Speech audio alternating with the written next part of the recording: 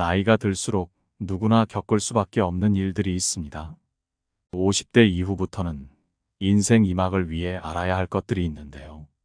연세가 있으시거나 노부모가 있는 분들이라면 오늘 이야기가 정말 많은 도움이 되실 거라 생각합니다.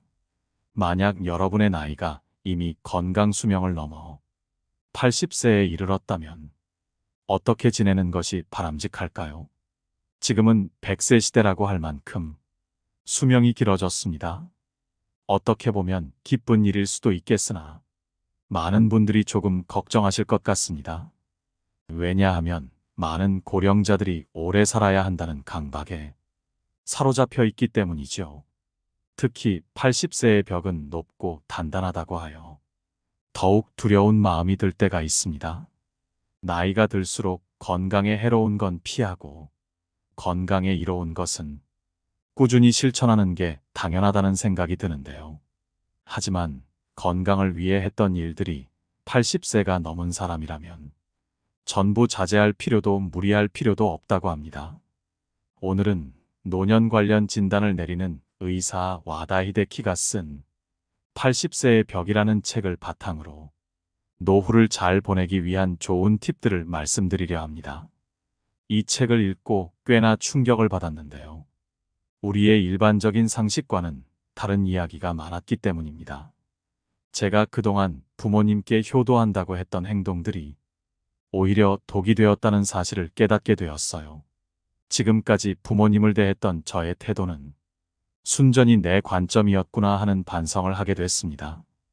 또 일반적으로 알고 있었던 상식을 뒤집는 부분들이 많아서 앞으로 노후를 생각해야 되는 50대, 60대, 70대 분들에게도 도움이 될 것 같아 이야기를 전해드립니다. 현재 남성 여성의 평균 수명은 80세가 넘었다고 합니다. 아마 이 평균 수명은 앞으로 점점 더 증가해서 곧 100세에 가까워질 것입니다. 그렇지만 아무리 오래 살 수 있다고 해도 건강 수명이 늘지 않는다면 누군가의 손길을 필요로 하거나 침대에서 생활해야 하는 기간만 길어질 뿐입니다. 이 점을 많은 분들이 두려워하실 것 같습니다. 건강하게 오래 사는 것, 천수를 누린다는 것이 우리가 바라는 것이 아닐까요? 물론 건강하지 못해도 오래 살고 싶다라고 생각하는 사람도 있을 테지만 가능하다면 건강하게 사는 것이 좋지요. 특히 80세라는 이 나이가 정말 중요합니다. 많은 연구 결과와 책들에서도 70대와는 완전히 다르다고 이야기하지요. 어제까지 가능했던 일이 오늘은 안 되는 상황을 수없이 맞닥뜨립니다. 컨디션 난조를 겪는 일도 잦아집니다. 무거워서 드는 것조차 못하게 되는 암담한 순간을 맞게 되는 나이입니다. 기억력도 점차 잃어갑니다. 혹시 내가 치매인가라는 생각에 자신감을 잃는 일도 있죠. 리모컨을 어디에 두었는지 기억조차 없는 당황한 상황을 자주 겪기도 하는데요. 한 82세 어르신께서는 리모컨을 가방 안에 두고 어디 갔나 한참 찾았다는 얘기를 하였지요. 이렇게 가끔은 웃을 만한 에피소드들도 발생하면서 동시에 무서운 느낌도 듭니다. 특히 한 해 한 해 지나가며 배우자나 가까운 사람의 죽음을 경험하면서 하루아침에 곧 절망에 사로잡힐도 모릅니다. 순식간에 생로병사의 거대한 벽이 거친 파도처럼 덮쳐오는 것이죠. 80세의 거대한 벽을 제대로 넘지 못하면 노년의 생활은 어쩌면 지옥과 다름없을 겁니다. 그런데 반대로 말하면 우리가 이 80세의 벽을 지혜롭게 잘 넘기게 되면 행복한 20년의 노후를 보낼 수도 있죠. 여러분은 앞으로 행복한 노후와 불행한 노후 둘 중 어느 쪽을 선택하시겠습니까? 80세를 넘게 되면 우리가 감당해야 하는 4개의 벽이 있습니다. 첫 번째는 병원의 벽을 넘어서야 하고, 두 번째는 노화의 벽을 넘어서야 하고, 세 번째는 치매와 인지장애의 벽을 넘어서야 하고, 네 번째는 80세의 벽을 넘어서야 한다고 합니다. 우리는 누구나 나이 들어갑니다. 그렇게 노인이 되어 가지요. 노인이라 해서 서글퍼할 필요가 없습니다. 이것은 인간이라고 하면 누구나 겪는 것이니까요. 하지만 질병이나 인지장애로 몸져 눕거나 누군가의 도움만 받으며 살아야 한다면 이처럼 안타까운 일은 없을 것입니다. 그래서 오늘은 책을 바탕으로 80세의 벽을 잘 넘는 방법 7가지로 나눠서 소개해 드리겠습니다. 영상을 끝까지 시청하셔서 80세의 벽, 저와 함께 튼튼하게 넘어보셨으면 좋겠습니다. 듣기 전 구독과 좋아요, 알림 설정은 큰 힘이 됩니다. 첫 번째 건강검진 결과에 너무 연연하지 않으셨으면 합니다. 지금 80대는 건강검진 초기 세대로 건강검진을 절대시하는 경향이 있습니다. 물론 건강검진은 70대 정도까지는 큰 도움이 되겠지만 80세가 넘은 고령자에게는 그다지 도움되는 것이 없다고 합니다. 80대를 목전에 두고 건강검진을 받아보면 정상으로 나오는 수치보다 비정상으로 나오는 수치가 더 많은 것이 일반적이지요. 건강검진에서 정상 수치라는 것은 평균치에 가깝다는 이야기입니다. 비정상 수치는 그 범위를 넘어 지나치게 높거나 낮은 사람을 말합니다. 그런데 수치는 본래 사람마다 다르지요. 우리는 이 평균의 함정에 빠져서 사는 경우가 많은데요. 체질이나 환경에 따라서도 다르고 나이에 따라서도 다르며 체형이나 생활 습관에 따라서도 다릅니다. 어디까지가 정상이고 어디까지가 비정상인가 문제가 아니라 정상이어도 병에 걸리는 사람이 있고 비정상이어도 병에 걸리지 않는 사람이 있습니다. 사실 80세가 넘어서도 문제없이 사는 사람은 그 자체가 건강하다는 증거입니다. 다시 말해서 정상으로 살아갈 수 있다는 것이죠. 저자 와다 히데키가 오랫동안 근무했던 병원은 노인 전문 병원으로 이곳에서는 해마다 100명가량의 유해를 해부하고 연구했습니다. 연구 결과에 따르면 몸속에 심각한 질병이 있음에도 생전에는 알지 못한 채 사망한 사례가 많다는 사실을 알게 되었다고 합니다. 암도 그중 하나인데요. 85세 이상의 유해를 부검해보면 거의 모든 사람에게 암이 발견된다고 합니다. 정말 놀라운 사실이지요? 즉 80세가 넘으면 누구나 몸속에 암을 품고 있는 것입니다. 일반적으로 암은 죽음에 이르는 병이므로 치료가 필수라고 알려져 있지만 사실 꼭 그렇지만은 않다고 합니다. 현재 이뤄진 연구에 따르면 당사자가 인지하지 못하는 암도 있고 생활에 지장을 주지 않는 암도 있다는 사실을 알려줍니다. 특히 나이가 들면 암의 진행이 느려지므로 치료하지 않고 내버려 두더라도 문제가 안 되는 경우가 많습니다. 그래서 저자는 80세가 넘으면 암 치료는 필요가 없다라고 생각하며 만약 지금 암이 발견된다고 해도 통증이 너무 심하거나 음식을 섭취하지 못하는 상태가 아니라고 하면 암세포를 제거하지 않을 것이라고 말합니다. 특히 80세가 지난 고령자는 수술할 필요가 없다고 하는데요. 함부로 손을 대기보다는 지켜보는 편이 차라리 낫다라고 합니다. 왜일까요? 사실 발견하지 못했을 뿐 이전부터 암을 지닌 채 살아왔을 확률이 높으며 앞으로 서서히 진행되겠지만 한순간에 나빠지는 일은 거의 없기 때문입니다. 그리고 암을 치료하려면 여기서부터 문제가 시작됩니다. 암 치료는 간단하지 않기 때문에 수술이든 화학치료든 몸에 심각한 부담을 줄 수밖에 없죠. 체력이 크게 떨어지는 80세 이상의 고령자는 평소 생활로 되돌아가지 못할 확률이 높으므로 신중히 생각해 보시면 좋겠습니다. 두 번째, 무언가를 너무 참지 않으며 사는 것이 좋습니다. 건강 때문에 암에 걸리지 않으려고 식사를 제한하고 좋아하는 술이나 담배를 삼가는 분위기가 있습니다. 80이 넘으면 몸속에 이미 암이 있을 가능성이 크다고 합니다. 그러므로 암에 걸리지 않기 위해 참는 행위는 의미가 없습니다. 좋아하는 음식이나 술을 마시는 편이 오히려 스트레스를 줄이고 즐겁게 사는 방법입니다.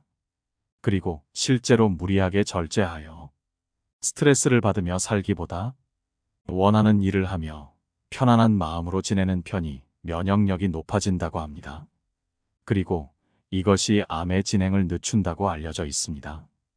또한 건강 우려 때문에 먹고 싶은 음식을 매우 참는 사람이 많은데요. 비만은 건강을 해치고 염분과 당분 지방이 3대 해악이라는 사고가 사람들의 상식이 되었기 때문입니다. 하지만 80세 이상이라면 더더욱 정답이 아닐 수 있습니다. 먹고 싶다는 욕구는 몸이 원한다는 뜻이기도 합니다. 고령자는 장기 기능의 저하로 식욕이 증가하는 경우가 있습니다. 예를 들면 염분이 그렇습니다. 사람은 염분이 없으면 살지 못하는데 나이가 들면 신장이 염분을 과도하게 몸 밖으로 배출하여 혈액 속에 염분이 부족해지는 현상이 나타나기도 합니다. 신장에는 나트륨을 저장해 두는 기능이 있어서 체내에 나트륨이 부족해지면 배출을 멈추고 모아두는데 노화로 인해 염분 저장 능력이 떨어지면 염분이 부족하게 됩니다. 어르신들 중에 짜게 드시는 분들이 많은 것도 그런 이유일 수 있습니다. 사실 나이가 들면 몸에 여러 개의 병의 씨앗을 지니고 살아갈 수밖에 없습니다. 병의 씨앗이 언제 싹을 키울지는 아무도 알 수 없는데요. 오늘은 건강하다 하더라도 노년에는 당장 내일 환자가 되기도 하고 눈을 뜨지 못할 수도 있습니다.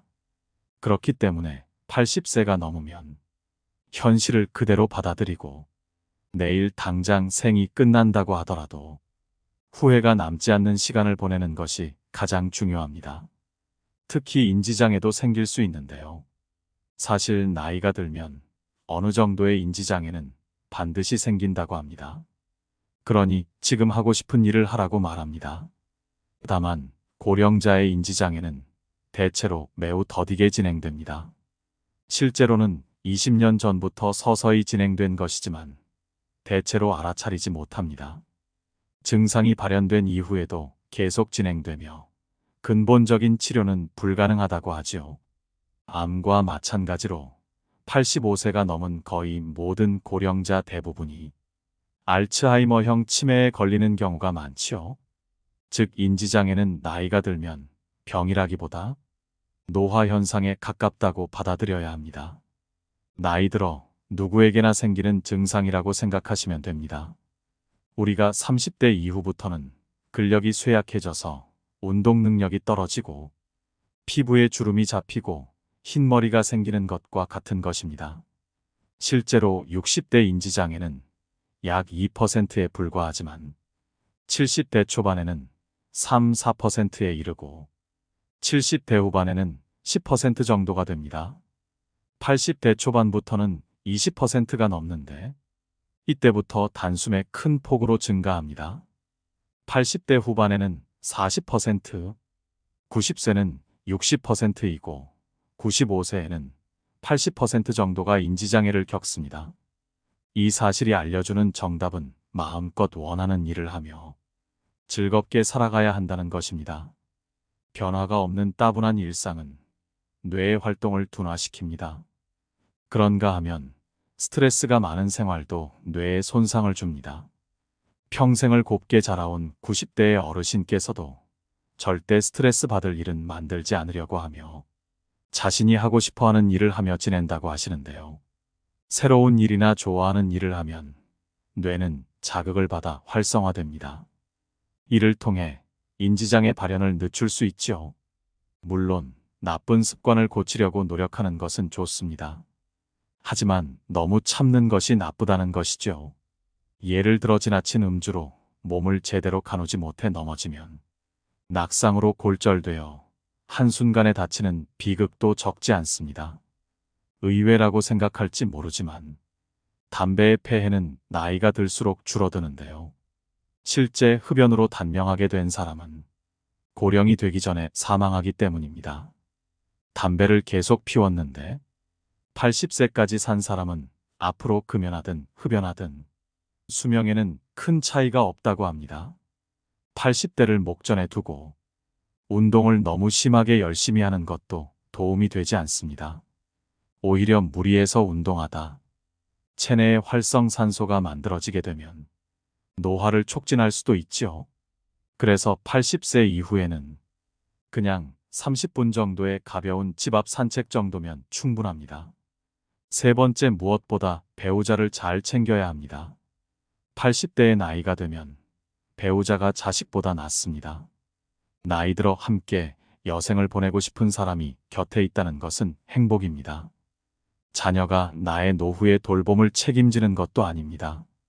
나이 들어서 병들고 아프면 자식들은 소용없고 결국 배우자밖에 없습니다. 실제로 어떤 연구에 따르면 60대 이상을 대상으로 조사한 결과 배우자와 함께하는 사람들이 가장 행복감을 느끼고 삶에 더 많은 가치를 부여하며 살고 있다고 하는데요. 그래서 아무리 자식이 효도를 한다고 해도 배우자만 못하다는 겁니다. 내가 외롭고 아플 때 옆에서 지켜주는 사람은 배우자입니다. 자식들도 자기 살기 바빠 쉽게 얼굴을 내비치지 못하는 경우가 있죠. 몸이 아파서 급하게 보호자와 동행해서 병원을 방문해야 되는 일이라도 생긴다면 매번 자식들에게 부탁하기도 눈치 보입니다. 또 멀리 살고 있다면 급한 일이 있을 때 도움을 요청하기 힘들지요. 미운정, 고운정으로 같이 살고 있는 배우자만큼 남은 인생의 소중한 동반자는 없습니다. 그러니 배우자가 살아있을 때 서로에게 최선을 다하며 지내야 합니다.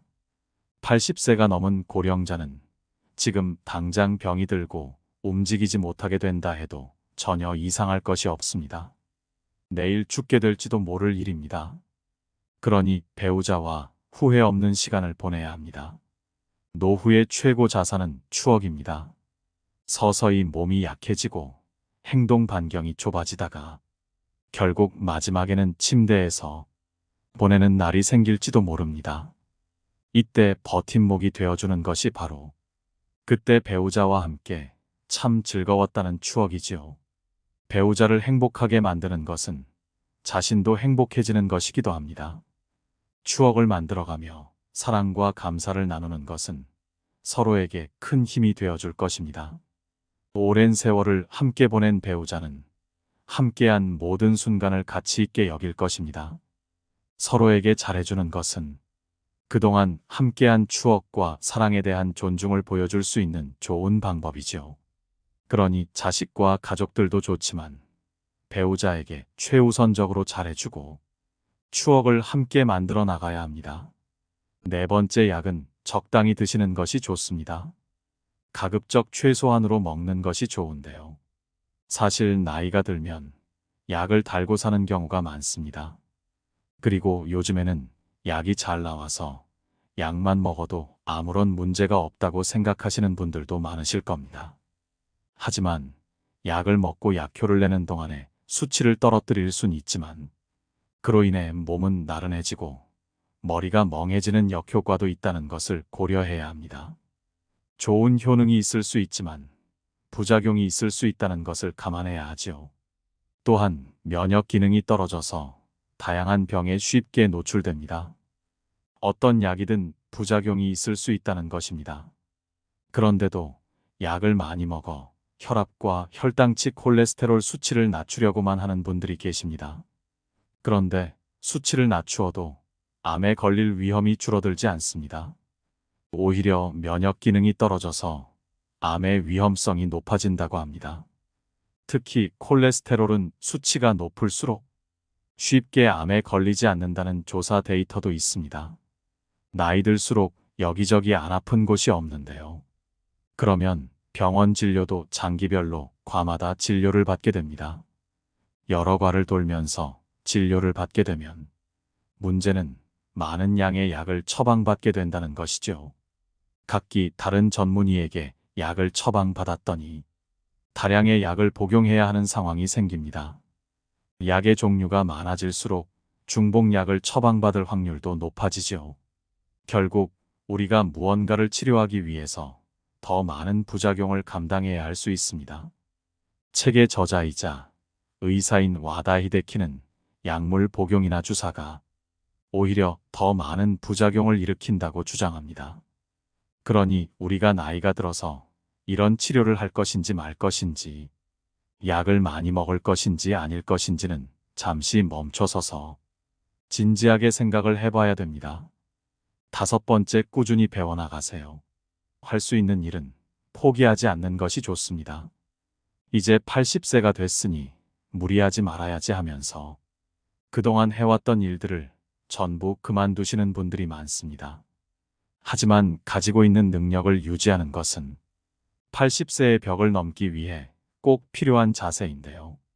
스스로 할 수 있는 일들을 제대로 안 하고 멈추는 순간 순식간에 노화가 옵니다. 그래서 80대가 돼도 몸에 무리가 가지 않는 선이라면 하던 일을 계속해서 하는 것을 권해드립니다. 또한 지금껏 배우고 싶었던 취미를 찾아보는 것도 도움이 되는데요. 이렇게 새롭게 배운다는 것은 인지 능력에도 도움을 주기 때문입니다. 80대에도 배우고 싶은 것이 있다면 적극적으로 배우셔야 합니다.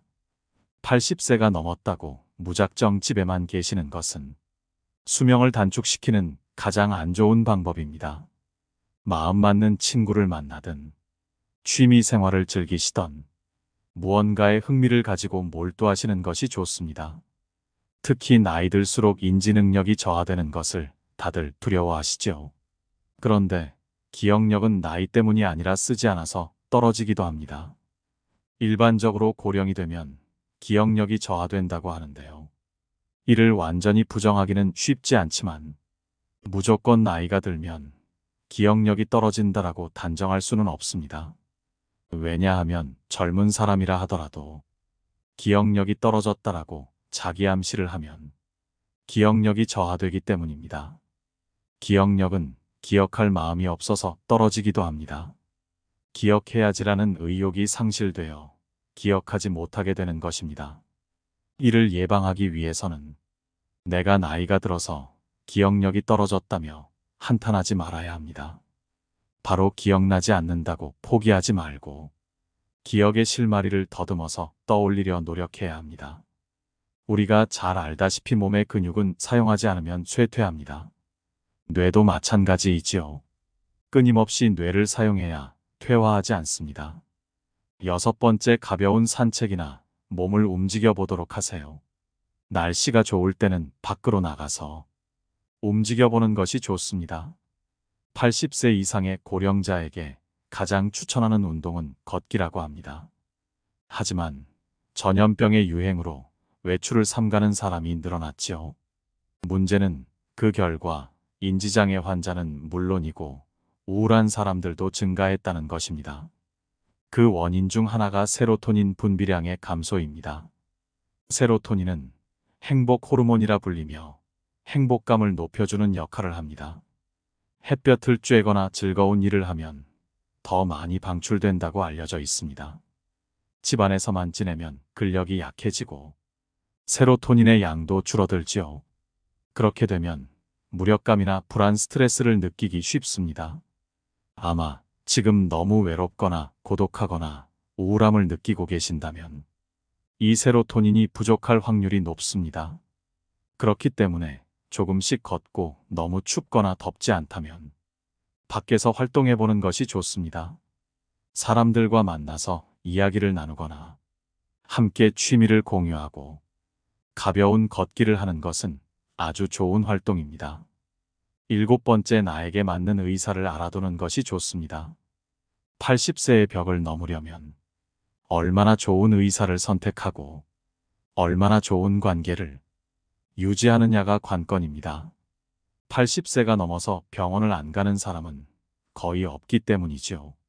그렇다면 어떤 의사를 선택해야 할까요? 좋은 의사를 구별하는 가장 손쉬운 방법은 약에 관해 이야기를 나누어 보는 것입니다. 본래 약은 몸 상태를 좋게 하는 것이 목적이죠. 그런데 처방해준 약을 먹고 몸 상태가 나빠진 것 같다고 해도 이건 좋은 약이니까, 혹은 약을 끊고 죽고 싶냐며 협박식의 태도를 보이는 의사라면 계속 다니는 것을 고려해 보는 것이 좋습니다. 수치와 검사 결과만 믿고 환자 개인이 느끼는 몸 상태는 생각하지 않는 건데요. 제대로 된 의사라면 다른 약으로 바꾸든 양을 줄이든 조치를 취해줄 것입니다.